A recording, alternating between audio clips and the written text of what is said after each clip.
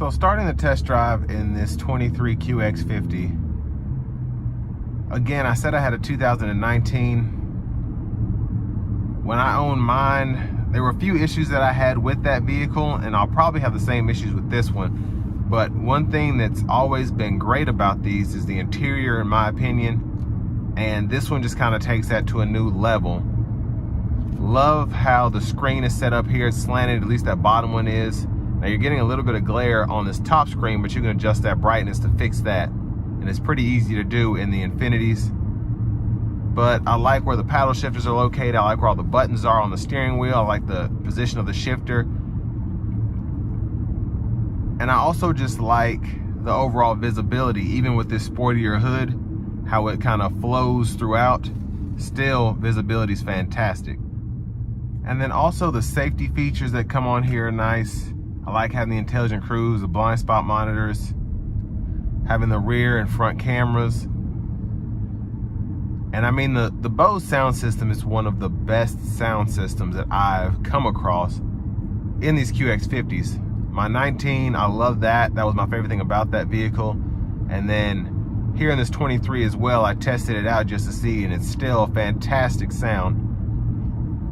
Most of my issues with this vehicle come with having a CVT transmission in something like this, and I really wish that, and I mean, I get it, this is kind of the Rogue for Infiniti, but something like this I think just needs an automatic transmission that's shiftable.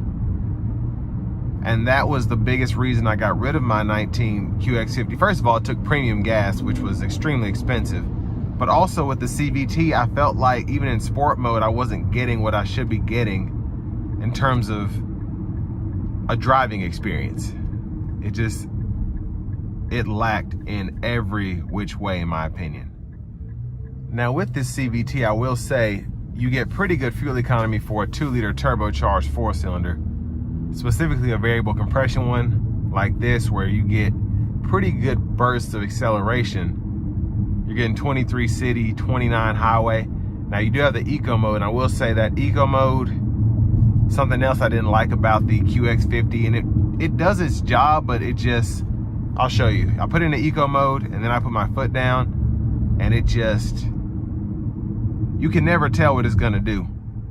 A lot of the times in the 19, it would limit me just big time. It didn't even feel right.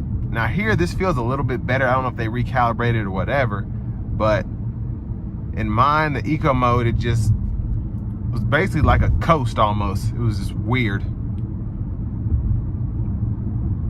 But again, this one, it feels a little bit better. And then the standard mode is pretty much what I would keep it in most of the time. And then the sport mode, I just kind of did that for fun. But the sport mode just, it didn't do it for me. I felt like the CVT just, again, just didn't make it feel right. And I'll show you that getting on the interstate here. I mean, the pull power is great, but if you're trying to accelerate from, let's say 40 or 50 to 60, 70, it did weird stuff. But again, that might change because mine was a 19, this is a 23, so we'll just have to see. I'm gonna put it into sport mode now, getting on the interstate, and we'll see how it pulls.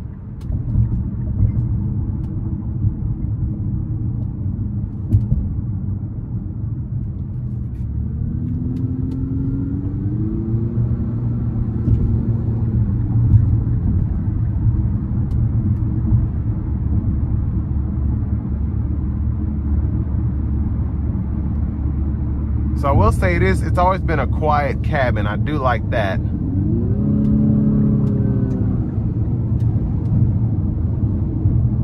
But yeah, the CVT just, again, this one feels better than my 19, but still, it's just not,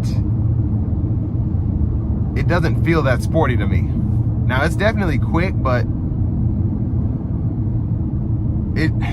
it's not right. They need to put, in my opinion, a 7-speed, 8-speed, 9-speed automatic in here that I can actually shift the paddles with, and it feels like a real transmission.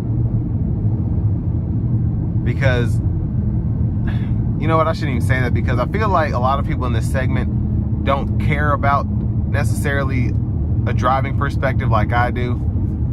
Again, for me, it's not my favorite, but for the vast majority of people in this segment, they don't really care.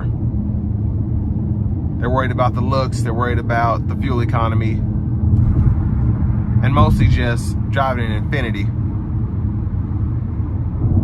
But ride quality is decent, road noise is pretty good. This is a rough stretch of interstate here, so it's always loud and whenever I drive. But another issue I had was the Pro Pilot Assist on mine. Again, I feel like this one is a bit better, but mine was just kind of finicky in my 19. But I mean, if you're looking at a Mercedes GLC, something like that, this is a pretty good option. It's cheaper, but it does have that CVT, which again is not my favorite thing. But if you're liking the looks of this vehicle, you probably won't be disappointed with it. It has power, I don't like how it shifts, but if you're in the market for something like this, you probably won't care. And this will bring me to the end of my review of this 2023 Infiniti QX50 Sport.